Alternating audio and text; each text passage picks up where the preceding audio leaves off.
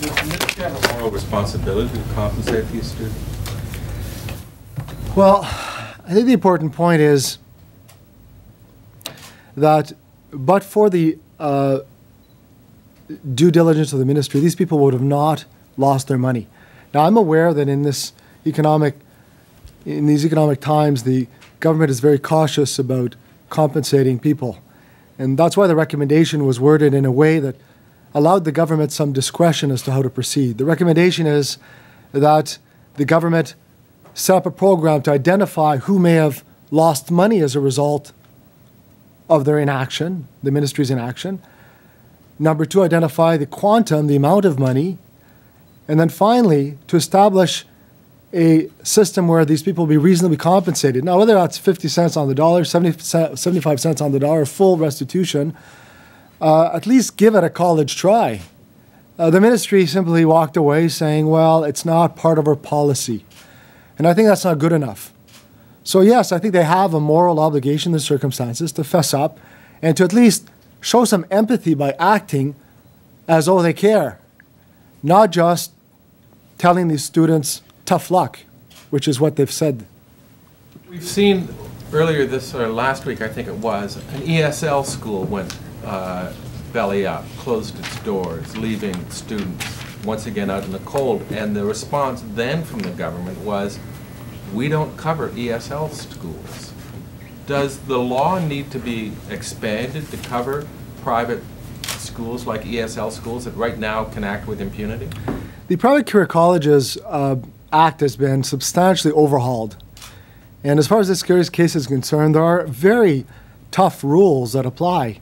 If you read the Act, this would make police officers drool. The ministry has the ability to enter premises without a warrant, to question people. They have very intrusive, very important powers of enforcement that they just have not used. The tools are there. Now, you've got 8 people in the whole ministry to oversee 525 colleges. It seems that this is a classic case of government maladministration, mismanagement. You've got this perverse situation where the enforcer of colleges, of legal colleges, is in fact sponsoring the activity of an illegal college by sending people in and subsidizing their learning. So in the case that we're dealing with today, the legislation is adequate. What's not adequate is the actual actions under the legislation. The minister says that last year alone, they shut down 15 illegal career colleges, and that the system, that there is a very effective system of oversight in place. I'm just wondering what your response is to that. I think we have in front of us a very lengthy report that provides very strong evidence that that's not the case. The ministry has only once obtained an injunction against the college and has never laid a charge. We had a look at these supposedly very important closures that took place, and most of them took place after a year, 2 years, or longer. So they operated just like Bestech did. Bestech operated for over 2 years. These colleges still remain in operation. What the ministry needs to do is not say, well, we've closed down 15. Well, how long and to what cost? And how many people are out of pocket because of it, is to take much more proactive action. And if you look at Bestech,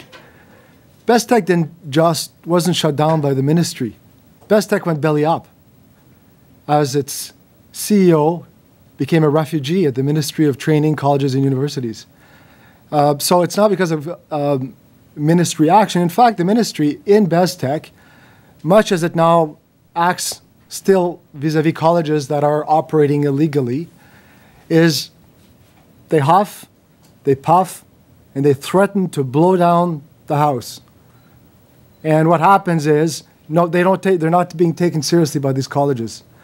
What happened here, according to the operator of Bestech, is that she was aware that these colleges are operating illegally. There are many others. Why should she operate? Why should she follow the rules when nobody else is?